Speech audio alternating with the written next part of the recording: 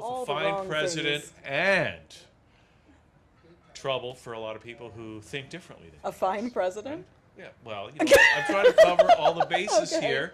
I'm trying He's trying just to so hedge we his don't bets. piss anybody off, right? Yeah, Ali? yeah. Right, Be politically right. correct. We are trying to be Yes. just we don't want to, you know, offend anybody. In fact, we're not even We here to talk don't? politics. We're here to talk fashion, right, Aleem? That is right. This is exciting. And you brought some of your stuff. And that thing you're wearing, did you design that? I did, yeah. It's I design all of my digital, like my prints. And what I wanted to do was create like a pattern. I was up at like 3 a.m. trying to look for inspiration, and then finally I came up with well, this design. It's like almost looks like a tattoo, but it's like my toned down version. It's nice, And yeah. yeah, so like the running theme in my collection, I designed leather jackets. So the running theme in my collection is every season I do design a different liner. So Neat. with what was happening politically, I thought I wanted to communicate somehow like artistically. So actually, like one of these jackets. Let's open this guy up. So you work with leather exclusively Yeah, almost? yeah. I'm known for my leathers. So it's the same pattern, like the same tattoo that I have. Here we I go. don't know I'm if you just can gonna see it. try to show that. Yeah. So if you want to, Can I Here, hold just it? yeah, show it. we can hold it up Here. together. Like that? Yeah, There we go. Cool. That's So that's great. Bano, EeMee, right? So so you know what it was like with what's happening politically. It started off as a black and white, and then here it says love conquers all. So when you add love, it's an explosion of color. So I just wanted to artistically communicate that. You know. Well, that's a That's great important. message to communicate. But hey, it's a leather jacket. And then your metal tag. Yeah. So what's the image on that? Is it an abstract or is it actually a letter or what's I the- love symmetry, so like I wanted to create something that was going to be like, you know, communicate. Well, Bano, EeMee, technically it's a B and an E, but I've turned like this little curve that I drew like 4 times to create like a symmetry in like 4 dimensions, I guess. It's nice. Yeah, so it worked out. There we go. We got a good shot of that. So that's a good logo. Oh, thank you. Yeah, man. So it's bilaterally symmetrical, is what you're saying. Uh-huh. Yeah, it's like Symmetry. exciting.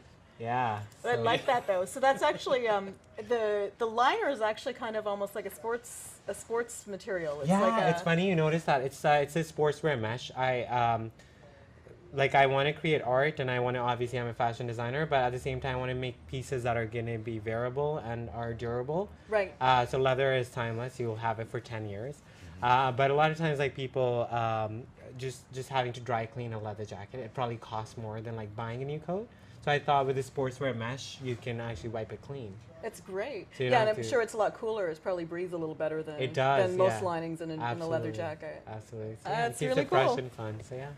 And then okay, so in the jacket you're wearing right now, the one Yeah. that you're wearing, you designed that as well, but it's not a leather jacket. It's No, this was one of my prints, and I started like I was like I'm doing outerwear, so might as well like do a bunch of different, you know, designs. So this is my take on a bomber yeah. jacket because we need them in Canada. Right. So might as well have some fun. That's not a winter jacket you're wearing. Well, I call it a winter. Like I wore this out today.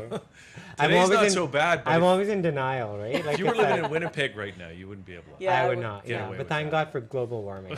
That's what I said.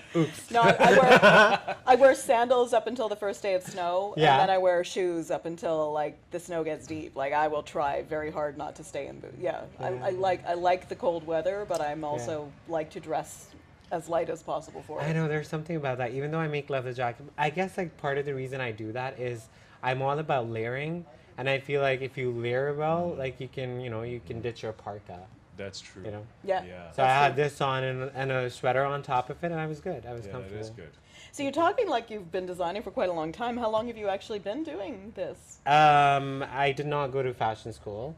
I actually never in a million years would have thought I'd call myself a fashion designer. I actually used to be a stockbroker. I started working for a bank in New York. Straight out of school, I went to Boston University and once I graduated, I started a serious career in finance.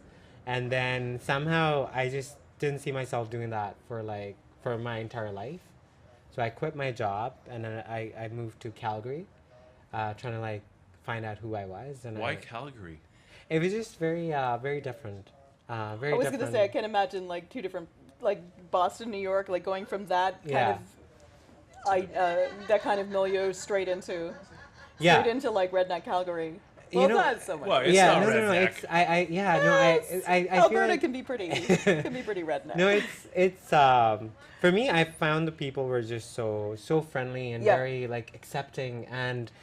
Like I remember like the first I actually packed all my life in like 3 luggages and I just moved to Calgary, didn't have any family or friends, and just moved there. And it was like Stampede season, so it was a little different. People associate Calgary with like cowboys, but it's a There's very a lot of tourists at that point too. Then lots of tourists and it was really cool. But I fell in love with the people. They were really accepting and accommodating, and I met lots of creative people. And because I didn't have any history or like nobody knew me, I felt like I could be whoever I wanted to be. Mm-hmm. And I ended up becoming a fashion designer. I used to call myself a fashion entrepreneur, which I still am. But yeah, so far so good. I wanted to like set up. I always wanted to work for myself, and I wanted to be creative. And being Pakistani, I wanted to give back to my Pakistani roots if I could. So I found out really quickly that Pakistan was known for like world's best leathers. So I was like, maybe I could. oh, interesting. Yeah, Okay. so I was like, maybe I Really? could design. Yeah, a lot of leather comes from there. So I thought maybe I can like use a nice raw material because if you put in a good ingredient, right, the product is gonna be good. But it's So also, Calgary can produce some leather too, right? Calgary can absolutely. Calgary though like is known for its cowhide, which is different from like fashion grade lamb leather that I use Okay. because it's lighter weight. and Oh, you can- lamb. Right. Yeah, so it's like No, it's like malleable. real. I was feeling this. This is.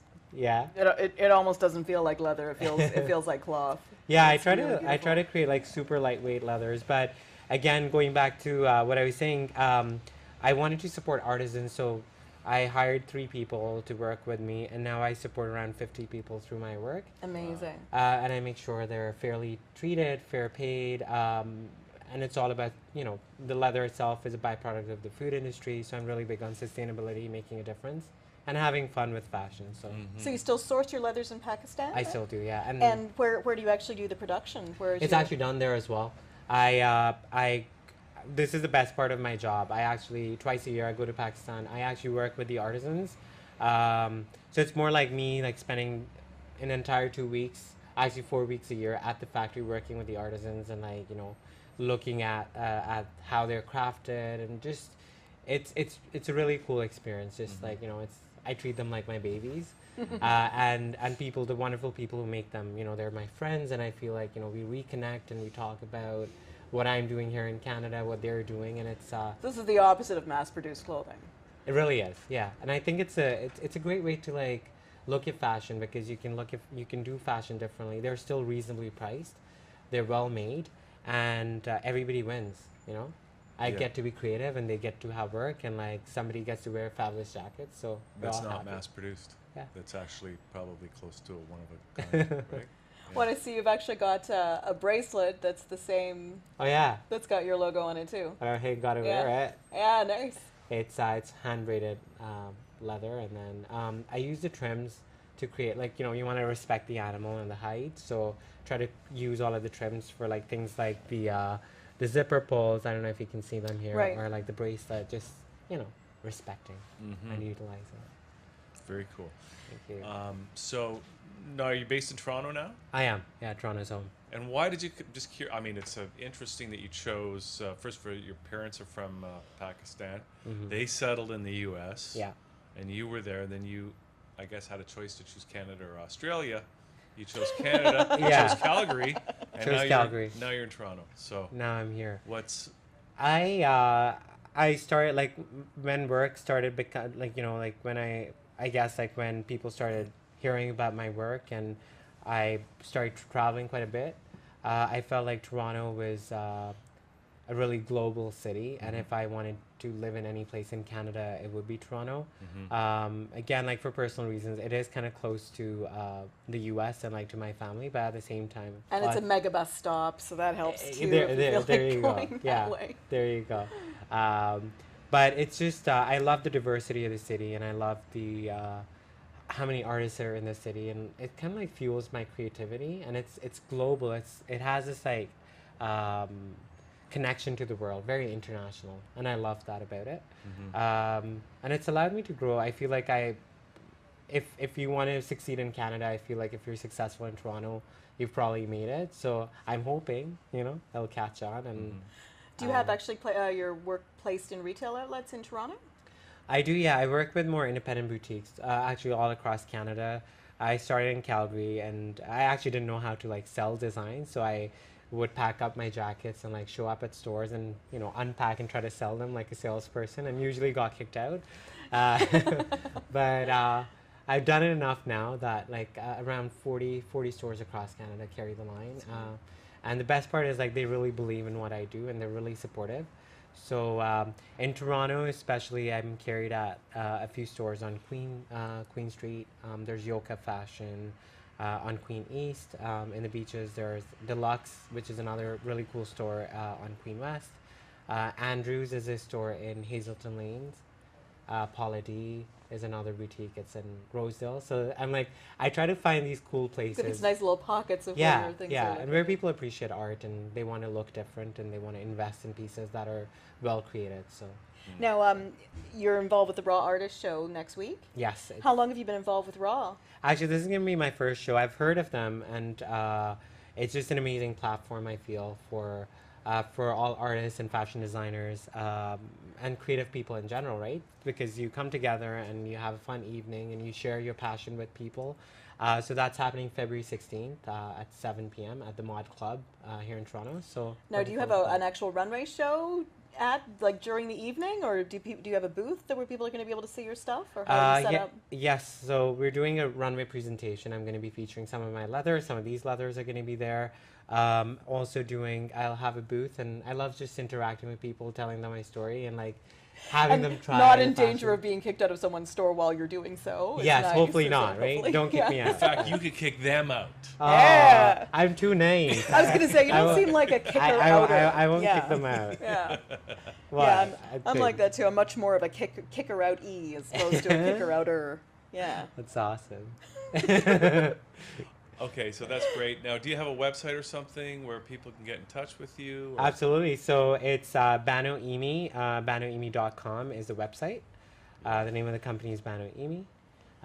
So yeah, check it out. And I'll be at Mod Club as well, February 16th. Buy the tickets. They're $20 each. Come support the artists and fashion designers and everybody. So it'll be good. Should be a good evening. Nice. Actually, and if they really are resonating, they can buy the ticket under you, right? Hey, buy it under Bano EeMee. Help out this designer. Yeah, just so people know, the one part of the deal with the artist is that you have to bring a certain number of people, right? Yes. So I think it's like 20 people or something. You 20 have to, tickets. Yeah. So 20 yeah, tickets. so if you've seen an artist on the show today, for example, and you really like them, you can go and look at their page on the Raw Artist website and get your ticket through their page. I think is that how Yes. it works, Yeah, and then. Absolutely. And then you're actually supporting the artist a little bit by providing part of their 20-ticket entourage as well. So that's Yeah. nice do thing it. to do. Vote Do for it. me. Buy a ticket. Cool. Very cool. Okay, this has been great to meet you and hear your story, and Thanks so much, you. and Like, your stuff looks great. And, Oh, you're awesome. Wish you all the best. thank you so much for inviting me and supporting me. I really appreciate it. And it's nice as long as Pakistan stays off Trump's little list, Oops. things are good. Oh my God. Yeah, we've managed not to talk about politics and only to talk about the Mandela effect in every interview so far. Really? Not That's- this one. Yeah. Not this one. Well, I Not just this did. one. I just did. I wanted Well, to make sure that we had the we had the total coverage, Okay. total Mandela effect All coverage. right. Yes. So we're going to wrap this Yes. particular interview up, but thanks for coming. And we're going to, I don't know what's going to happen next. There might be more Kind of looks like in this timeline or in another, In another timeline. because the Mandela effect reigns supreme, as we know. Here on thatchannel.com. We'll see you next time.